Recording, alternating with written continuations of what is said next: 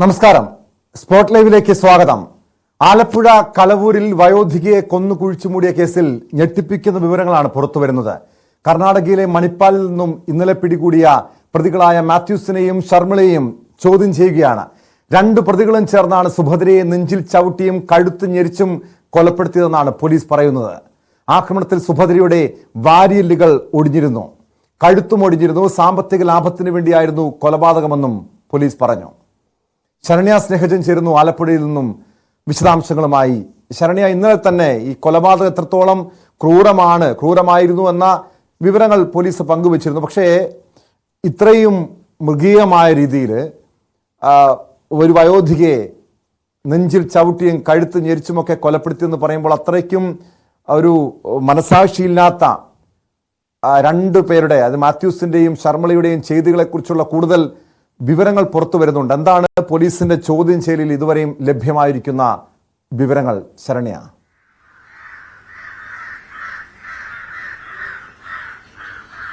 Tom പറഞ്ഞതുപോലെ തന്നെയാണ്. കാരണം വെറും ഒരു ആളല്ല, അതായത് ഒരു കവർച്ചാ ശ്രമത്തിന്റെ ഭാഗമായി കൊല ചെയ്യപ്പെട്ട ആൾ മാത്രമല്ല സുഭദ്ര, മറിച്ച് വർഷങ്ങളായി ഷർമിളയുമായും മാത്യുവുമായും, മുഖ്യപ്രതികളായ ഷർമിളയുമായും മാത്യുവുമായും വളരെയധികം ബന്ധം പുലർത്തിയിരുന്ന, വളരെയധികം സ്നേഹബന്ധമുണ്ടായിരുന്ന ഒരാളെയാണ് ഈ രീതിയിൽ കൊലപ്പെടുത്തി സാമ്പത്തിക നേട്ടത്തിന് വേണ്ടി ക്രൂരമായി കൊല ചെയ്തത് എന്ന വിവരമാണ് ഇപ്പോൾ പോലീസിൽ നിന്ന് നമുക്ക് ലഭ്യമായിക്കൊണ്ടിരിക്കുന്നത്. ഈ പ്രതികളെ, അതായത് ഇന്നലെ ഉച്ചയ്ക്ക് മണിപ്പാലിൽ നിന്നും ഈ പ്രതികളെ പോലീസിന്റെ വലയിലേക്ക് പ്രതികൾ എത്തുന്നത്. അതിനുശേഷം, അതായത് കഴിഞ്ഞ ചൊവ്വാഴ്ചയാണ് ആലപ്പുഴ കളവൂർ കോർത്തശ്ശേരിയിലെ വാടക വീട്ടിന്റെ പിന്നാമ്പുറത്തു നിന്നും ഒരു വയോധികയുടെ മൃതശരീരം കണ്ടെത്തുന്നത്. ആദ്യം കടവന്ത്ര പോലീസ് ഒരു മിസ്സിംഗ് കേസായി രജിസ്റ്റർ ചെയ്ത സുഭദ്രയുടെ കേസ് പിന്നീട് ആലപ്പുഴ മണ്ണഞ്ചേരി പോലീസിന്റെ കയ്യിലേക്ക് വരികയും അതോടുകൂടി അതൊരു തിരോധാന കേസായി ഇവിടെ കേസ് രജിസ്റ്റർ ചെയ്യപ്പെടുകയും ചെയ്തു. കാരണം ഇതിന്റെ അവസാന ഭാഗത്ത്, അതായത് സുഭദ്രയുടെ ടവർ ലൊക്കേഷൻ അടക്കം അവസാനം ഉണ്ടായിരുന്നത് ഈ കോർത്തശ്ശേരിയിലാണ്. പിന്നീട് കടവന്ത്ര പോലീസ് അന്വേഷണം നടത്തിയെങ്കിലും കേസ് രജിസ്റ്റർ ചെയ്ത് 6ാമത്തെ ദിവസത്തിൽ പ്രതികളെ 6 ദിവസം കൊണ്ട് മൃതദേഹം കണ്ടെടുക്കാനും ഒപ്പം തന്നെ പ്രതികളെ പിടികൂടാനും മണ്ണഞ്ചേരി പോലീസിന് കഴിഞ്ഞു എന്നുള്ളതാണ്. ഈ കേസിലെ ഏറ്റവും നിർണായകമായ കാര്യമെന്ന് പറയുന്നത്, ഒന്ന്, ഈ കൊലപാതകം നടന്നത് 6ാം തീയതിയാണ് എന്നത്, 7ാം തീയതിയാണ് എന്നുള്ളത് ചോദ്യം ചെയ്യലിൽ പ്രതികൾ സ്ഥിരീകരിച്ചിട്ടുണ്ട്. മറ്റൊന്ന്, ക്രൂരമായാണ് ഇവർ അവരെ കൊലപ്പെടുത്തിയത് എന്നുള്ളതാണ്. അതിൽ രണ്ടുപേരും ചേർന്നാണ്, അതായത് സുഭദ്രയെ കൊലപ്പെടുത്തുന്നത് വർഷങ്ങളായി സുഭദ്രയുമായി അടുത്ത ബന്ധമുണ്ടായിരുന്ന, ഒരു മകളെ പോലെ സുഭദ്രയെ നോക്കിയിരുന്ന സുഭദ്രയെ നോക്കേണ്ടിയിരുന്ന, അല്ലെങ്കിൽ സുഭദ്ര അത്തരത്തിലൊരു ബന്ധം പുലർത്തിയിരുന്ന ഷർമിള തന്നെയാണ്. ഷർമിളയും മാത്യുവും ചേർന്ന് ഒരുമിച്ചാണ് കൊലപ്പെടുത്തിയത് എന്നുള്ളതാണ് പോലീസ് പറയുന്നത്. അതാണ് തീർച്ചയായും ഞെട്ടിക്കുന്നത്. കാരണം രണ്ടുപേരും ചേർന്നാണ് ചവിട്ടി അവരെ കൊലപ്പെടുത്താനായി ശ്രമിക്കുന്നത്. കഴുത്ത് ഞെരിച്ചതും രണ്ടുപേരും അത് ചെയ്തു എന്നുള്ളതാണ്. ഇവരുടെ ആക്രമണത്തിൽ സുഭദ്രയുടെ വാരിയെല്ലിന്റെ ഇരുഭാഗത്തെയും വാരിയെല്ലുകൾ പൂർണ്ണമായി തകർന്നിരുന്നു. കഴുത്ത് ഒടിഞ്ഞ അവസ്ഥയിലായിരുന്നു. മരിച്ച ശേഷം മൃതദേഹത്തിന്റെ ഇടത് കൈ ഒടിച്ച് പിറകിലേക്ക് വലിച്ച് കെട്ടിവെച്ച നിലയിലായിരുന്നു എന്നുള്ളതാണ് പോസ്റ്റ്മോർട്ടം റിപ്പോർട്ടിൽ വ്യക്തമാവുകയും ചെയ്യുന്നത്.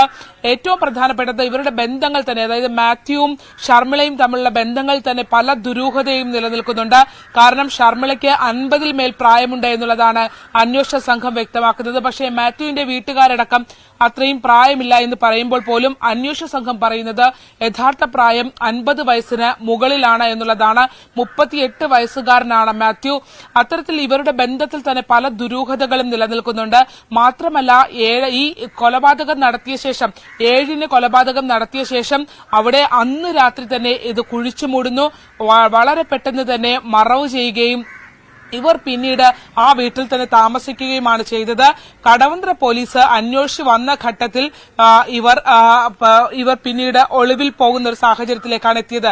അതിൽ തന്നെ ഈ സുഭദ്രയുടെ സ്വർണ്ണാഭരണങ്ങൾ ഇവർ കവർച്ച ചെയ്ത ശേഷം ആലപ്പുഴയിലും ഷർമിളയുടെ സ്ഥലമായ ഉടുപ്പിയിലും എത്തിച്ച് അവിടെ രണ്ടിടത്തും വിൽപ്പന നടത്തിയതായി കണ്ടെത്തിയിട്ടുണ്ട്.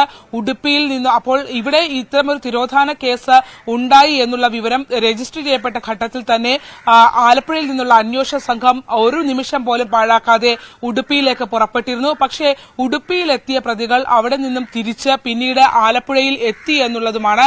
അതിനുശേഷം ഈ ബോഡി കണ്ടെത്തുന്ന ദിവസം കഴിഞ്ഞ ചൊവ്വാഴ്ച മണ്ണഞ്ചേരി പോലീസിലേക്ക് ഫയൽ കൈമാറിയതിനു ശേഷം അത് അവരുടെ നേതൃത്വത്തിൽ നടത്തിയ അന്വേഷണത്തിൽ രണ്ടാമത്തെ ദിവസം തന്നെ സുഭദ്ര എവിടെ എന്നുള്ളത് കണ്ടെത്താൻ കഴിഞ്ഞു. മൃതശരീരം കണ്ടെടുത്തു. കേസിലെ ഏറ്റവും നിർണായകമായ കണ്ടെത്തലായിരുന്നു അത്.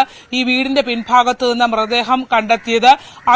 ആ സംഭവം, അതായത് മാധ്യമങ്ങളിലൂടെ ഇരുവരുടെയും ചിത്രങ്ങൾ പുറത്തു വന്നു. പോലീസ് അത് പുറത്തുവിട്ടു. ആ ഘട്ടത്തിലാണ് അതുവരെ എറണാകുളത്ത് കടവന്ത്ര പോലീസ് അന്വേഷിച്ചു വന്ന ശേഷം ഈ പ്രതികൾ ഉണ്ടായിരുന്നത് കടവന്ത്ര പോലീസിന്റെ കീഴിൽ എറണാകുളത്ത് തന്നെ ഈ പ്രതികൾ അവിടെ ഉണ്ടായിരുന്നു എന്നുള്ളതാണ്. അതായത് ഒളിവിൽ താമസിക്കാനായി അവർ തിരഞ്ഞെടുത്ത സ്ഥലം കടവന്ത്ര പോലീസ് അവരെ അന്വേഷിച്ച് ആലപ്പുഴയിൽ വരുമ്പോൾ എറണാകുളം തന്നെ അവർ ഒളിവിൽ കഴിയാനായി തിരഞ്ഞെടുത്തു. തീർച്ചയായും ശരണ്യ സൂചിപ്പിച്ചതുപോലെ പോലീസിന്റെ ഒരു അന്വേഷണ മികവ് എടുത്തു പറയണം. കാരണം ഏതാനും മാസങ്ങൾക്ക് മുൻപാണ് ശരണ്യ തന്നെ റിപ്പോർട്ട് ചെയ്ത കല എന്ന യുവതിയുടെ കൊലപാതക കേസ്. ഏകദേശം ഒരു 1.5 പതിറ്റാണ്ടിന് ശേഷമാണ് ആ കൊലപാതകത്തിന്റെ ചുരുളഴിഞ്ഞത്. അവിടെയും ചെറിയൊരു തുമ്പ് മാത്രം, ചെറിയ സൂചനകളുടെ മാത്രം അടിസ്ഥാനത്തിലാണ് പോലീസ് ആ ഒരു കേസിന്റെ അന്വേഷണം നടത്തിയത്. ഇവിടെയും ഈ സുഭദ്ര എന്ന വയോധികയെ അവരുടെ തിരോധാനവുമായി ബന്ധപ്പെട്ട് പോലീസ് അന്വേഷണം നടത്തുന്നു. അതിവേഗത്തിൽ തന്നെ ഈ സംഭവത്തിലേക്ക്, ഇതിൽ ഒരു കൊലപാതകത്തിലേക്ക് വിരൽ ചൂണ്ടുന്നു. പ്രതികളെയും അധികം താമസിക്കാതെ തന്നെ ഏതാനും ദിവസങ്ങൾക്കുള്ളിൽ തന്നെ അറസ്റ്റ് ചെയ്യാൻ കഴിയുന്നു. എങ്ങനെയായിരുന്നു ഈ പോലീസിന്റെ ഈ ഒരു അന്വേഷണ രീതി എന്നുകൂടി ഒന്ന് വ്യക്തമാക്കേണ്ടതല്ലേ ശരണ്യ? കാരണം ചെറിയ സൂചനകളുടെ അടിസ്ഥാനത്തിൽ അതിവേഗത്തിൽ പോലീസ് നടത്തിയ നീക്കങ്ങൾ, പ്രത്യേകിച്ചും ഈ സമീപ ദിവസങ്ങളിൽ നിരവധി ക്രൈമുകൾ ഈ ആലപ്പുഴ ജില്ലയിൽ മാത്രം റിപ്പോർട്ട് ചെയ്യുന്നുണ്ട്. ആ കേസുകളിലെല്ലാം പോലീസ് പ്രതികളെ പിടികൂടുന്ന സാഹചര്യങ്ങൾ കൂടി ഉണ്ടല്ലോ.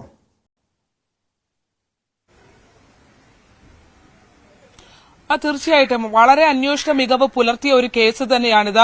നമ്മൾ അത് എടുത്തു പറയണം. ആലപ്പുഴ ഡിവൈഎസ്പി മധുബാബുവിന്റെ നേതൃത്വത്തിലുള്ള സംഘമാണ് വളരെ പെട്ടെന്ന് തന്നെ എറണാകുളത്ത് നിന്നൊരു മിസ്സിംഗ് കേസായി വന്ന കേസ് ആലപ്പുഴയിൽ അവരത് അതിന്റെ ഒരു പ്രാധാന്യം, അതായത് ആദ്യഘട്ടത്തിൽ തന്നെ ഈ സുഭദ്രയെ സംബന്ധിച്ച് ഈ മാത്യു ശർമ്മളയും പറയുന്ന കാര്യങ്ങൾ കളവുണ്ടെന്നും ഇതിനകത്ത് മറ്റെന്തൊക്കെയോ സംഭവിച്ചിട്ടുണ്ട് എന്നുള്ള കണക്കുകൂട്ടലിലേക്ക് കൺക്ലൂഷനിലേക്ക് എത്താൻ വളരെ പെട്ടെന്ന് കഴിഞ്ഞു എന്നുള്ളതാണ്.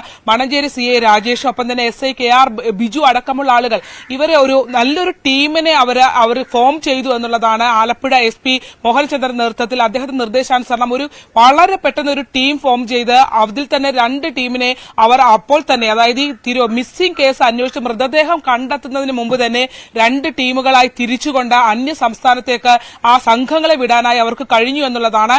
അതുകൊണ്ട് തന്നെ ഈ ഓരോ ഘട്ടത്തിലും നമ്മൾ ഇന്നലെയൊക്കെ പറയുന്നത് പോലെ തന്നെ കേട്ടോ, ഇവർ സഞ്ചരിക്കുന്ന ഓരോ ഘട്ടത്തിലും പിന്നാലെ പോലീസ് ഉണ്ടായിരുന്നു എന്നുള്ളതാണ്. ഈ ആദ്യം പോലീസിനെ സംബന്ധിച്ചിടത്തോളം വെല്ലുവിളി സുഭദ്ര എവിടെ എന്നുള്ളത് കണ്ടെത്തുക എന്നത് തന്നെയായിരുന്നു. മൃതദേഹം കണ്ടെത്താൻ 2ാമത്തെ ദിവസം, കേസ് രജിസ്റ്റർ ചെയ്ത് 2ാമത്തെ ദിവസം മണ്ണഞ്ചേരി പോലീസിന് കഴിഞ്ഞു എന്നുള്ളതാണ്.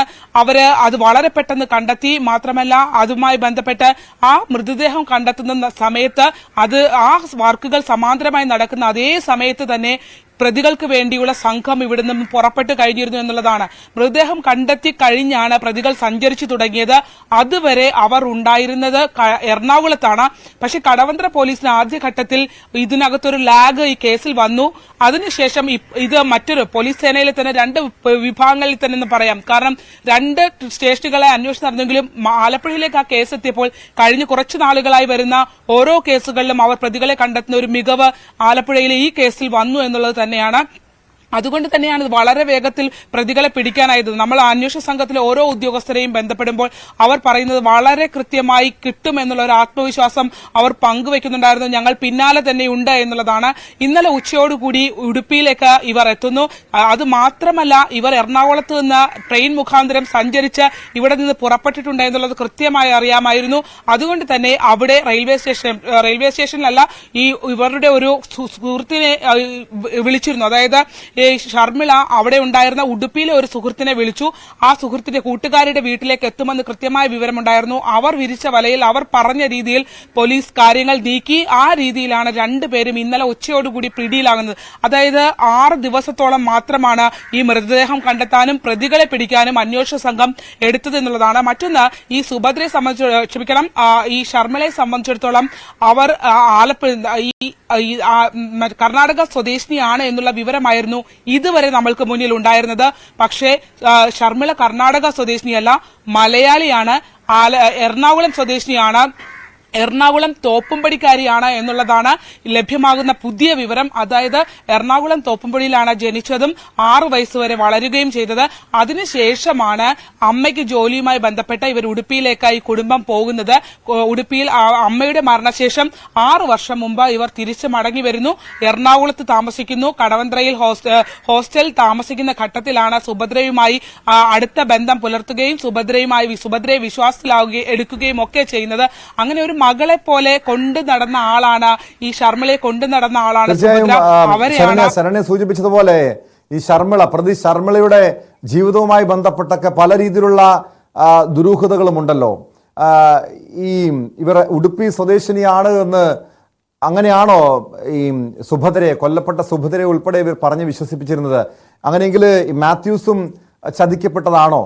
ഈ ഷർമിളയുടെ ഒരു പശ്ചാത്തലം എന്താണ്? ഉടുപ്പിയിൽ ഇവർ ഇതിനു മുൻപ് വിവാഹം കഴിച്ചിട്ടുണ്ടോ? ഉടുപ്പിയിൽ ഏതെങ്കിലും ക്രിമിനൽ കേസിൽ പെട്ടിട്ടുണ്ടോ? അങ്ങനെ എന്തെങ്കിലും വിവരങ്ങൾ പോലീസിന് ലഭ്യമായിട്ടുണ്ടോ ശരണ്യ?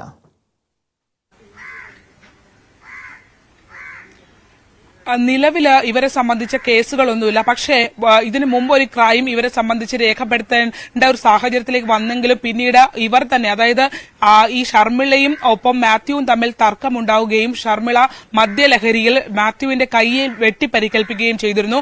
അന്ന് 3 ഞരമ്പുകൾ മുറിഞ്ഞ് മാത്യുവിനെ കോട്ടയം മെഡിക്കൽ കോളേജിലേക്ക് എത്തിക്കേണ്ട സാഹചര്യം വന്നു. ആ ഘട്ടത്തിൽ പോലും മാത്യുവിനോട് ഈ കൊലപാതകത്തെ ഈ വെട്ടിപ്പരിക്കേൽപ്പിച്ചതിനെ സംബന്ധിച്ച് മാത്യു ആദ്യം പോലീസിലെ, പക്ഷേ മണഞ്ചേരി പോലീസ് ആ ഘട്ടത്തിൽ എത്തുമ്പോഴും ഇവർ മാത്യു പറയുന്നത് പിന്നീട് ഇവർ തമ്മിൽ ചർച്ച ചെയ്ത് പരിഹരിച്ചതിന് ശേഷം കൈ മറ്റൊരു രീതിയിൽ മുറിഞ്ഞു എന്നുള്ള മൊഴിയാണ് നൽകിയത്. അന്ന് അതുകൊണ്ട് തന്നെ കേസ് രജിസ്റ്റർ ചെയ്യാൻ കഴിഞ്ഞിട്ടില്ല. രണ്ടുപേരുടെയും 2ാം വിവാഹമാണ്. പക്ഷേ മാത്യുവിന്റെ കുടുംബത്തിൽ നമ്മൾ അന്വേഷിച്ചപ്പോൾ അവർ പറഞ്ഞത് ബന്ധുവെന്ന് പറഞ്ഞ് അവതരിപ്പിച്ചത് ഈ സുഭദ്രയാണ്, അതായത് കൊല ചെയ്യപ്പെട്ട സുഭദ്രയാണ്. അതുമാത്രമല്ല എറണാകുളത്ത് ഹോസ്റ്റൽ താമസിക്കുന്ന ഘട്ടത്തിൽ മാത്യുവിന്റെ സഹോദരി വഴി വന്ന ആലോചനയാണെന്നുള്ളതാണ്. പക്ഷെ നമ്മൾ ഇവരെ കാണുമ്പോൾ തന്നെ ഒരു അസ്വാഭാവികത നമുക്ക് മനസ്സിലാകുന്നുണ്ട്. കാരണം മാത്യുവിന്റെ കുടുംബം പറയുന്നത് 38 വയസ്സാണ് പ്രായമെന്നാണ്. പക്ഷേ പോലീസ് പറയുന്നത് 50 വയസ്സിന് മേൽ പ്രായം ഷർമിളയ്ക്ക് ഉണ്ട് എന്നുള്ളതാണ്. മാത്രമല്ല ഇവര് ഉടുപ്പി സ്വദേശിനിയാണെന്നാണ് മുഴുവൻ പേരെയും പറഞ്ഞ് വിശ്വസിപ്പിച്ചിരുന്നത്. ഇവരുടെ എറണാകുളം ബന്ധങ്ങളോ മലയാളം കൃത്യമായി അറിയാമെന്നുള്ള കാര്യമോ ഒന്നും ഇവർ ആരോടും പറഞ്ഞിട്ടില്ല. പല ഭാഷകൾ അറിയാവുന്ന 5ഓളം ഭാഷകൾ അറിയാവുന്ന ആളാണ് ഷർമിള എന്നുള്ള കാര്യവും ഒക്കെ വ്യക്തമാക്കുന്നു. പോലീസുമായുള്ള സംഭാഷണത്തിൽ ബിരുദധാരിയാണെന്ന് പറയുന്നു. പക്ഷേ അന്വേഷണ സംഘം അതൊന്നും വിശ്വാസത്തിലെടുക്കുന്നില്ല. ഏറ്റവും പ്രധാനപ്പെട്ടത് ടോം, ഇവർ മദ്യത്തിന് അടിമകളാണ് എന്നുള്ളതാണ്. 2 പേരും അറസ്റ്റ് ചെയ്യപ്പെടുന്ന ഘട്ടത്തിലും മദ്യലഹരിയിലായിരുന്നു. അതായത് ഇന്നലെ ഉച്ചയ്ക്ക് ഇവർ ഉടുപ്പിയിൽ പിടിക്കപ്പെടുന്ന മണിപ്പാലിൽ പിടിക്കപ്പെടുന്ന സമയത്തും ഇവർ 2 പേരും മദ്യപിച്ച് ലക്കുകെട്ട സാമാന്യം നല്ല രീതിയിൽ മദ്യപിച്ച അവസ്ഥയിലായിരുന്നു എന്ന് അന്വേഷണ സംഘത്തിലുള്ള ആളുകൾ പറയുന്നു. മറ്റൊരു പ്രതിരോധവും സൃഷ്ടിച്ചില്ല. അവർ പോലീസിനൊപ്പം പിടിയിലാക്കപ്പെട്ടു എന്ന് മനസ്സിലായതോടുകൂടി പോലീസിനൊപ്പം കീഴടങ്ങി തിരികെ വരികയായിരുന്നു. അതുവരെ, അതായത് ഈ കഴിഞ്ഞ ചൊവ്വാഴ്ച മൃതശരീരം കണ്ടെടുത്ത ദിവസം മുതൽ തന്നെ ഇവർ മുഴുവൻ സമയവും യാത്രയിലാണ്, എവിടെയും തങ്ങിയിട്ടില്ല. അത്തരത്തിൽ യാത്ര ചെയ്ത് പോവുകയായിരുന്നു. ഏറ്റവും ഒടുവിൽ സ്വന്തം നാട്ടിലേക്ക്, അതായത് അതുവരെ താമസിച്ചിരുന്ന ഉടുപ്പിയിലേക്ക് പോയി രക്ഷപ്പെടാമെന്നുള്ള ഒരു കണക്കുകൂട്ടലായിരുന്നു. അതാണ് അന്വേഷണ സംഘം ഇതിന്റെ സമയോചിതമായ ഇടപെടൽ മൂലം ഇവരെ പിടിക്കാൻ കഴിഞ്ഞത്. എന്തായാലും ചോദ്യം ചെയ്യൽ തുടരുകയാണ്. കൂടുതൽ വിവരങ്ങൾ ലഭ്യമാകേണ്ടതുണ്ട്. മാത്രമല്ല എങ്ങനെ മറവ് ചെയ്തു എന്നുള്ളതൊക്കെ കഴിഞ്ഞ പോസ്റ്റ്മോർട്ടം റിപ്പോർട്ടിൽ വളരെ കൃത്യമായി പറഞ്ഞിരുന്നു. വാരിയലുകൾ പൂർണ്ണമായി തകർന്നിട്ടുണ്ട് എന്നുള്ളത്. 2 പേരും ഇവരെ ഉപദ്രവിച്ചിട്ടുണ്ട് എന്നുള്ളതാണ്. സുഭദ്രയെ ഷർമിളയും ചവിട്ടിയിട്ടുണ്ട്, ഒപ്പം തന്നെ മാത്യുവും ചവിട്ടിയിട്ടുണ്ടെന്ന് ഇവർ പോലീസിനോട് സമ്മതിച്ചു. 2 പേരും കഴുത്ത് ഞെരിച്ചതും 2 പേരും ചേർന്നാണ് എന്നുള്ളതുൾപ്പെടെയുള്ള കാര്യങ്ങൾ ഇവർ പറയുന്നുണ്ട്. അതായത് സ്വന്തം അമ്മയെ പോലെ സ്നേഹിച്ച് അവർ കൊണ്ടുനടന്ന ഒരു സ്ത്രീ. മാത്യുവിന്റെ വീട്ടുകാരും അങ്ങനെ തന്നെ പറയുന്നത്. പരമാവധി ശിക്ഷ കൊടുക്കണം. കാരണം സുഭദ്രയ്ക്ക് അവരോട് അത്രമേൽ സ്നേഹമുണ്ടായിരുന്നു എന്നുള്ളതാണ്. അത്ര അടുപ്പമുണ്ടായിരുന്ന ഒരു സ്ത്രീയെയാണ് വിശ്വാസം നടിച്ച് കൊണ്ടുവന്ന് കൊലപ്പെടുത്തിയത്. ടോം,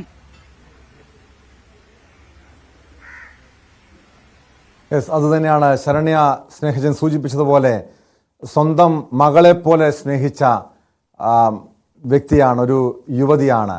ഈ രീതിയിൽ വയോധികയായ സുഭദ്രയെ ക്രൂരമായി കൊലപ്പെടുത്തിയത്. ഇതുമായി ബന്ധപ്പെട്ട് സുഭദ്രയുടെ കൊലക്കേസുമായി ബന്ധപ്പെട്ട് കൂടുതൽ ഞെട്ടിപ്പിക്കുന്ന കാര്യങ്ങളാണ് ചോദ്യം ചെയ്യലിൽ അന്വേഷണ സംഘത്തിന് ലഭ്യമായിക്കൊണ്ടിരിക്കുന്നത്.